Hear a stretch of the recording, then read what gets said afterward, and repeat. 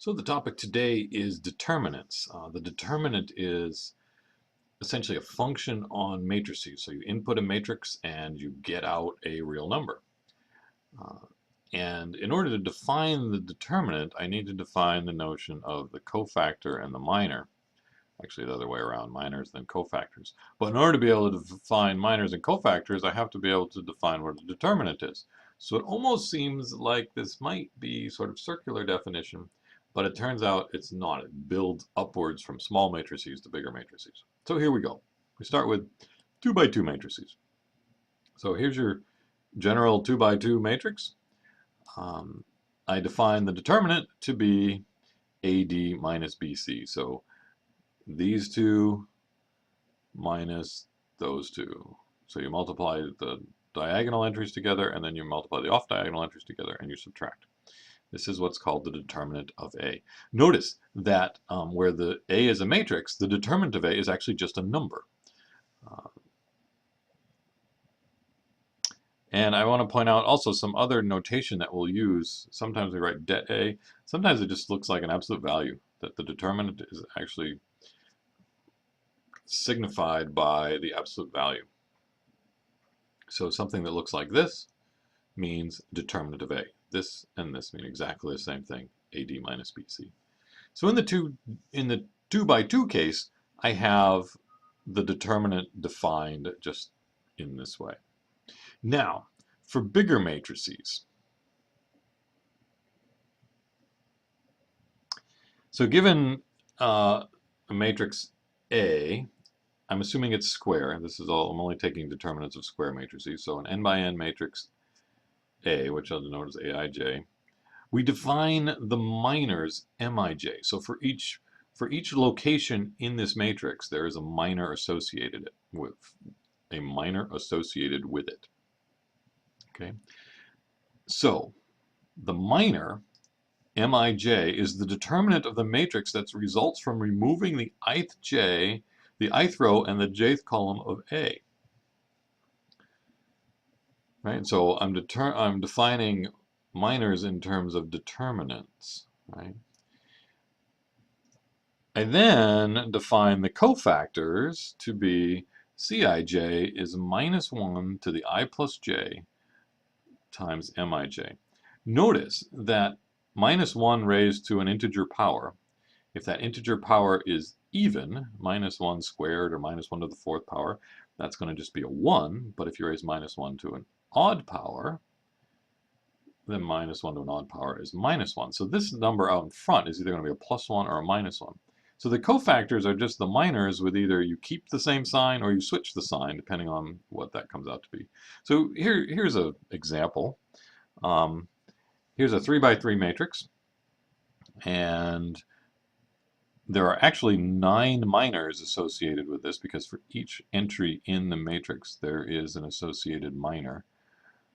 But I'm just going to look at 3 of them here. So I've got M11, so first row, first column. So I'm going to ignore the first row and the first column and look at what's left. 5, 6, 8, 9, right there.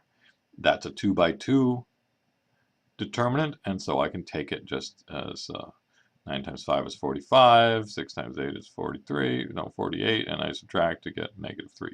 So M11 is negative 3. It's the determinant of this sub-matrix. Sometimes we call it a subdeterminant, I guess. But M21, so second row, first column. So I'm going to ignore the second row. I'm going to ignore the first column. Take everything that's left. So 2, 3, 8, 9. This thing right here. Take the determinant. 18 minus 8 times 3 is 24. Yeah. 18 minus 24 is negative 6 right there.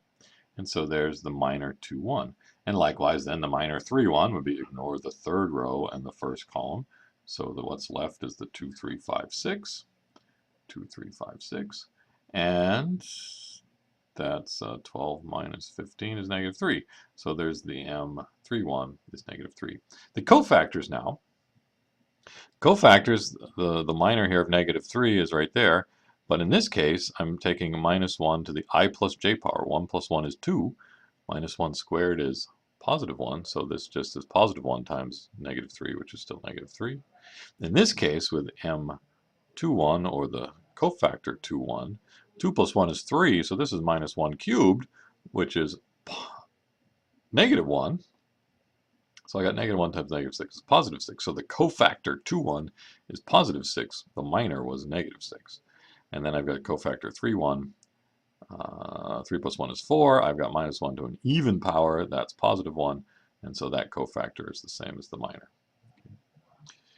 So, yes, I already mentioned there's 9 minors. In fact, in an n by n matrix, you'd have n rows and n columns. You'd have n squared entries. So there would be n squared minors and the associated n squared cofactors. Okay. Notice that when you're doing the cofactors, there's kind of a really easy way to remember it. It alternates between I plus j being even or odd. You start off with 1, 1, that's even, and then 1, 2 is odd, 1, 3 is even and odd. And so when you're looking at, oh, the cofactor corresponding to, this position, oh, that's going to be plus 1 times whatever the minor is. Or the cofactor corresponding to this position would have to be minus 1 times whatever the cofactor is minus 1 times the minor, right? So this alternating plus or minuses, starting with a plus in the upper left corner, just indicates to you whether these are plus 1s or minus 1s. Okay. So now that we've got the notion of minors and cofactors,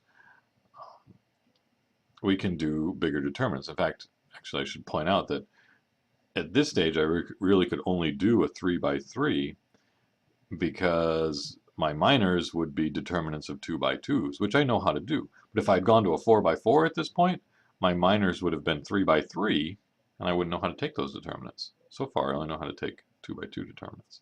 So now I'm going to define those determinants for bigger matrices, and it's defined this way. Actually, I will tell you right now that I will not test you on this definition. You'll have to use this definition, certainly, to calculate determinants, but I'm not going to say what's the definition of determinant because I don't like this definition. And in other books they give an alternate definition, and I'll talk a little bit about that in a subsequent video. But so this is the way our book defines it.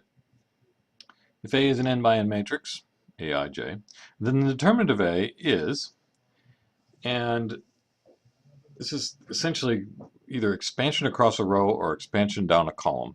The thing is, you can pick any row or you can pick any column, and it's not immediately obvious that it doesn't make any difference which one you pick. In fact, there's a theorem that's going to say that it doesn't matter, so that would make this definition well defined, which is why I really don't like it as a definition. But anyway, here we go. You got choices. The first choice I'm giving here is actually usually not the way I do it, but here we go. It is expansion down a column. So if you look at A1j, A2j, A3j, up to ANJ, the j, the column number, is staying the same. So this is just the jth column, all the entries in the jth column. The first entry in the column, the second entry in the column, and so on. And each entry in the column is being multiplied by the corresponding cofactor. So A1j is multiplied by cofactor 1j, and A2j times cofactor 2j, and so on. So there's n things in this sum, one thing for each entry in the jth column. Okay, this is expansion down the column. And you could do this for any j, and it's not at all obvious that it doesn't matter which column you choose. Likewise, you could expand across a row. So here is what it looks like for the ith row. So AI1, AI2, AI3, up to AIN. Those are all the entries in the ith row. Right? And then just like up here, you're multiplying by the corresponding cofactor. So AI1 times cofactor I1, AI2 times cofactor I2, and so on. So you've got n different columns you could choose, or n different rows you could choose to expand around. And there's a theorem that says it doesn't make any difference which one you do. So it just always seems odd to have a definition that needs a theorem to prove that it actually is well defined. So there better be it seems there ought to be a better definition.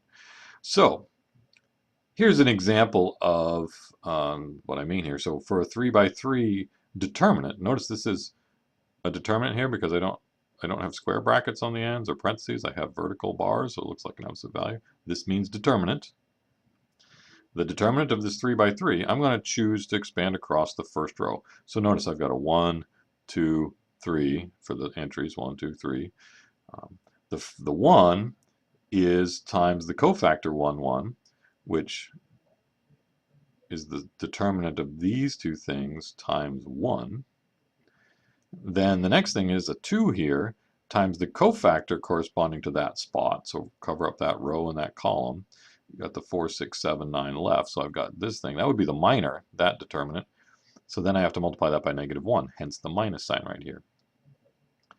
And then 3 times the minor associated with this position. So cover up the first row and the third column, and you got the 4, 5, 7, 8 left over there. So that would be the minor, and then you multiply that times +1 to get the cofactor. So there's the plus, minus, plus. Okay. And each entry times the corresponding cofactor, and you end up with a grand total of 0. The determinant of this matrix is 0. A lot of work to get a 0, but there it is.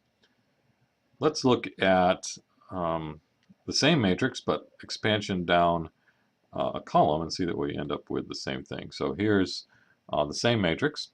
I'm going to choose to do apparently I'm doing the second column here. So the 2, 5, 8. Now in this case, the cofactors, there's a plus here and a minus there. So the 2 is going to be, in calculating this cofactor, you're going to end up with an extra negative sign coming in here.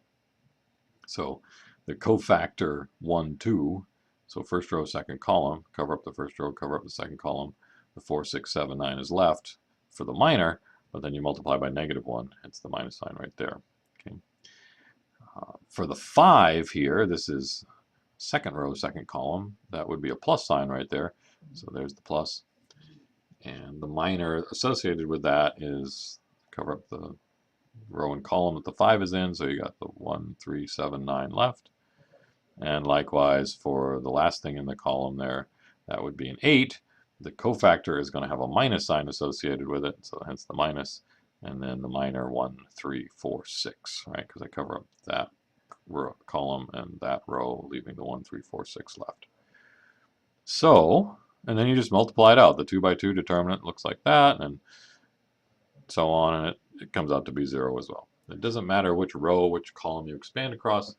You do the entry times the cofactor plus the next entry times the cofactor, and remember those cofactors got that plus or minus sign that goes with them, and you add them all up and you got the determinant.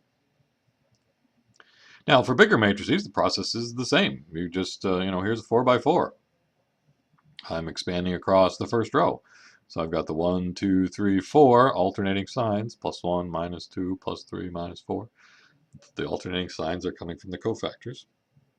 The minors now are 3 by 3 determinants, right? For the A11 spot here, you cover up the first row and the first column. It leaves this 3 by 3 down here left. That's this thing right here. I know how to do 3 by 3 determinants. I just did one up above, right? So a 4 by 4 determinant is made up of 4 cofactors. Each of those cofactors is a 3 by 3 determinant.